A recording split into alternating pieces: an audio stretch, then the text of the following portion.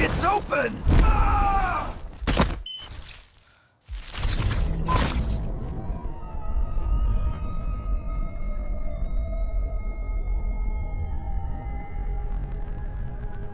I remember that summer. It must have been 2023, because everything was quiet. The world was finally slowing down again, settling back into its routines. Too slow, maybe. Too routine. My house in suburban Pennsylvania had a low, flat garage roof, which was essentially a private deck. It was my spot. Around 1 a.m., I'd sneak out there with a blanket and a cheap plastic chair, just to look at the stars and feel completely invisible to the world beneath me. I felt safe up there, looking down at the sleeping streets. The first night I noticed anything unusual, I almost dismissed it. I thought it was a neighbor walking too late, or maybe a delivery driver taking a shortcut. I saw a light, but it wasn't airborne. It was moving slowly along the ground, maybe 3 blocks over, near the woods that bordered the old abandoned golf course. It was pale. A sickening, ethereal green, the color of something you weren't supposed to see outside a chemical spill. The second night, I brought my father's old hunting binoculars. My heart was already pounding against my ribs, anticipating the ridiculous explanation. A drone, maybe, or a sophisticated flashlight. Through the lenses, the figure holding the light solidified, and every reasonable explanation I had prepared simply vaporized. It wasn't tall. Maybe 5 feet, hunched over, moving with a jerky, almost insectal rhythm. It was wearing bulky, dark clothes, but the clothes didn't seem to fit the frame underneath. They stretched in unnatural places, at the elbow, across the narrow, sloping shoulders.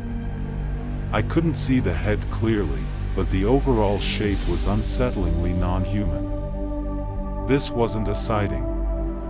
This wasn't an abduction scenario. This was watching someone going about their tedious, late-night business. I started observing them regularly. This was in the heart of my nice, quiet neighborhood, 2 streets away from the elementary school. And they never failed to appear.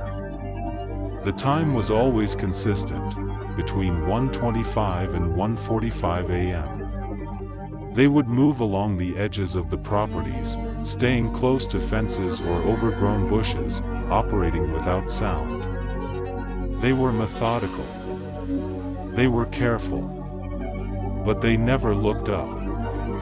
They seemed completely preoccupied with the ground. On the 5th night, I got the close-up view I wish I had never asked for. There were 2 of them now. They had crossed the intervening street and were now traversing the backyards of the houses just 2 blocks over.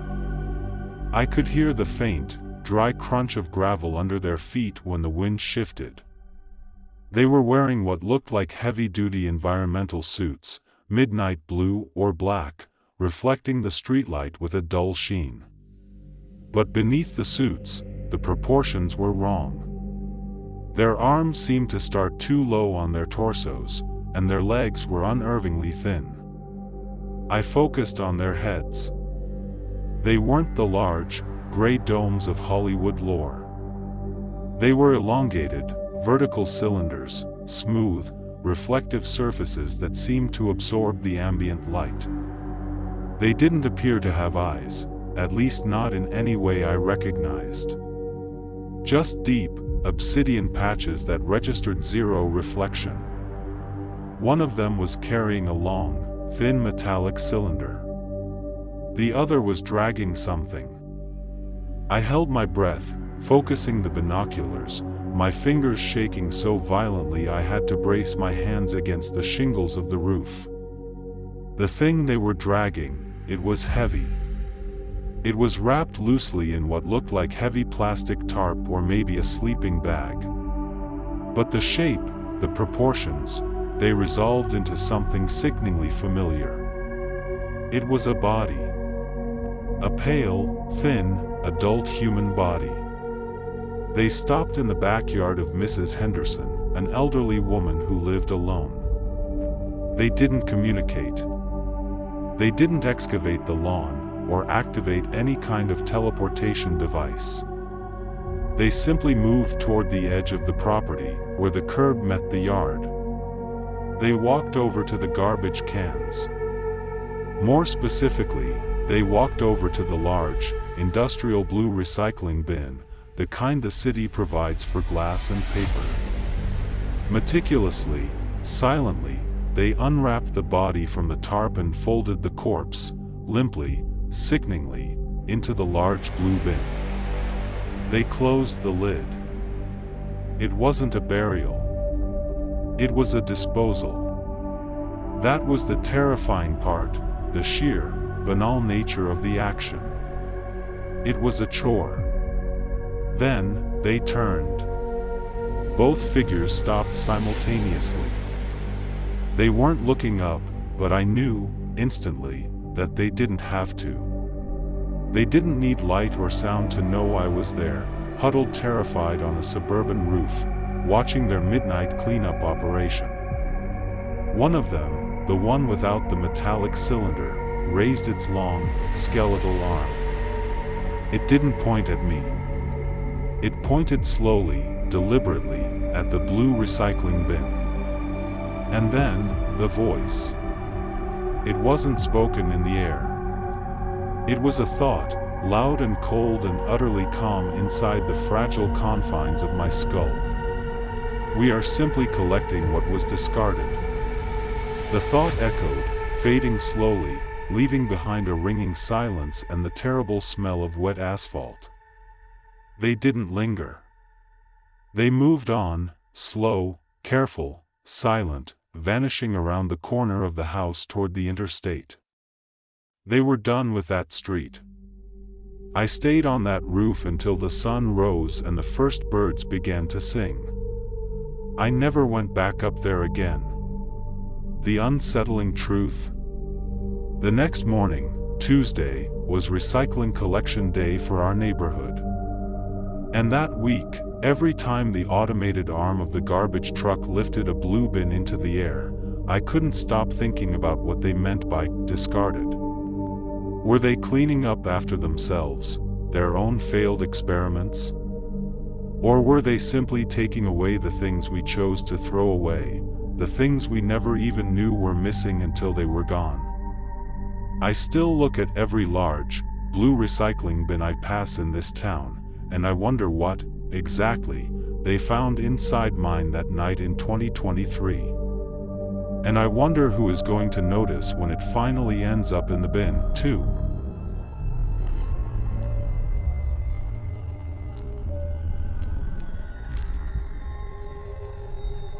I remember the ocean that night. It was late May, 2023, off the coast of Eureka, California. Just me, my old fishing boat, the Sea Serpent, and miles of inky black water. A perfect night, really. The kind of clear, cool stillness that makes you feel like the only soul left on Earth. The hum of the engine, the gentle slap of waves against the hull, that was my rhythm. I was out for albacore, hoping for a good haul. Around 2 in the morning, I saw it. A light. High up, at first. Just a pinpoint, like a distant star, but it was moving. Not drifting, not wobbling like a plane. It was too precise. Too deliberate. I watched it for a long minute, sipping cold coffee. Probably a satellite, I told myself. Or maybe one of those new military drones the Navy was testing. I'd seen them before, off the coast. Nothing to worry about. But it didn't move like a drone. Or a satellite. It wasn't arcing across the sky. It was descending. Slowly, imperceptibly at first, then with a steady, eerie purpose. It grew brighter. much brighter. It wasn't a single beam, more like a diffuse, soft glow. Like looking at a distant, perfectly round moon through a haze. But this moon was getting closer. My heart started to pick up pace. That instinct, you know? The one that screams, danger, before your brain even catches up. I cut the engine. The sudden silence was deafening. All I could hear was the gentle rocking of the boat and the distant rush of the ocean. And that light. It was directly above me now. Not directly, maybe a quarter-mile away, but close enough that its glow cast a strange, otherworldly luminescence across the water.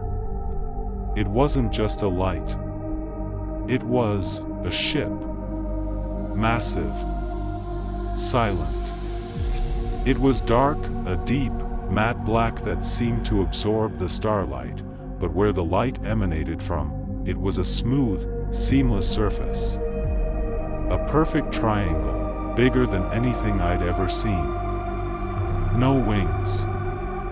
No discernible features, just that shape, a predator's silhouette against the dark canvas of the night sky. I fumbled for my radio, fingers clumsy with cold and fear.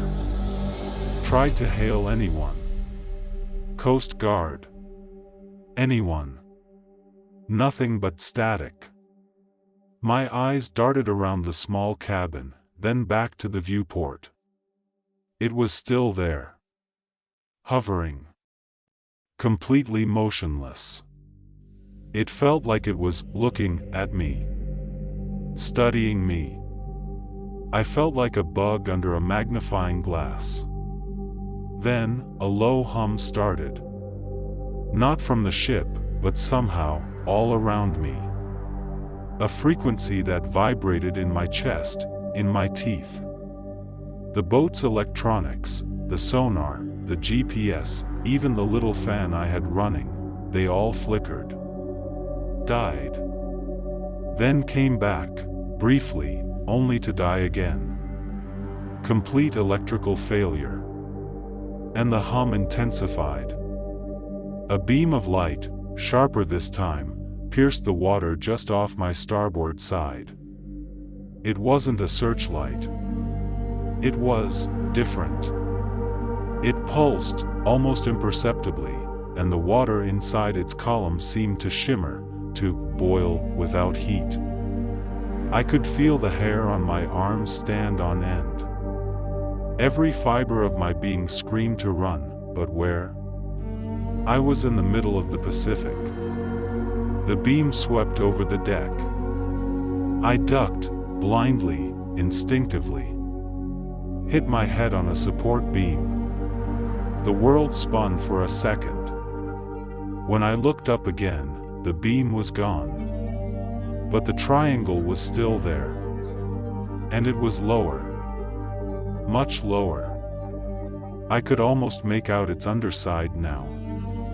Smooth.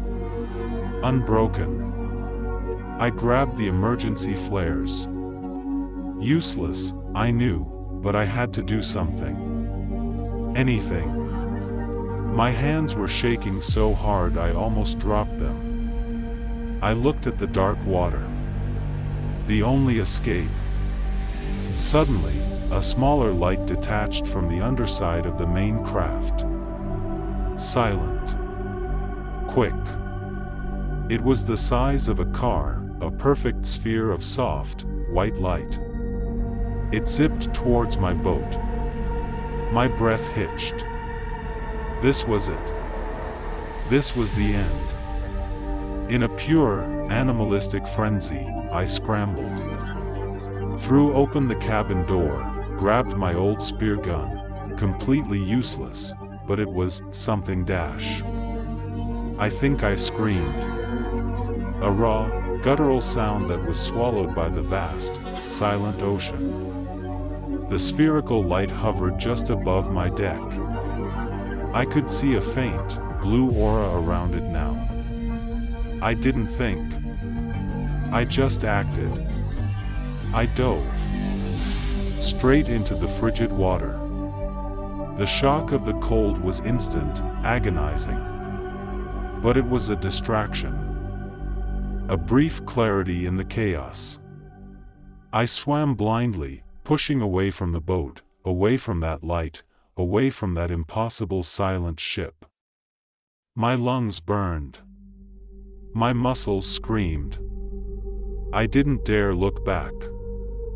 I just swam, kicking, pushing, until my head felt like it would explode. When I finally surfaced, gasping for air, choking on salt water, I saw it.